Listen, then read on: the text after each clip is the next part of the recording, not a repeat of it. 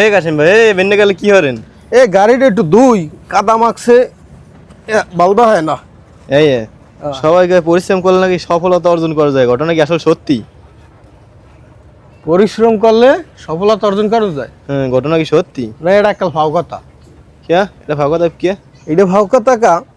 সিংহ চেনো না? সিংহ হুম সিংহ কিন্তু দৈনিক 18 ঘন্টা ঘুমায়। হুম আর গাধা চেনো না? হুম গাধা কিন্তু দৈনিক 18 ঘন্টা পরিশ্রম করে। হুম তাই পরিশ্রম যদি সাফল্যের চাবিকাঠি হইতে, তাহলে গাধা বনের রাজা হয়ে যেতে। হ্যাঁ, হ্যাঁ হ্যাঁ কথা ঠিক কিনা? হ্যাঁ, ঠিক, মূল ঠিক। কথা হইছে পরিশ্রম সাফল্যের চাবিকাঠি না। সাফল্যের চাবিকাঠি হইছে বুদ্ধি আর টাহা। যার ভালো বুদ্ধি আছে, বুদ্ধি কামে খাটাইতে পারে, টাকা পয়সা কামে খাটাইতে পারে, হে সফলতা অর্জন করতে পারে। আর পরিশ্রম করলেই যে সফলতা অর্জন করবে, ফাও কথা হইলে হুদা যুক্তি। এরম যুক্তি হলে আমার হয় বমি। আপনি ঠিকই কইছেন কাসেম ভাই।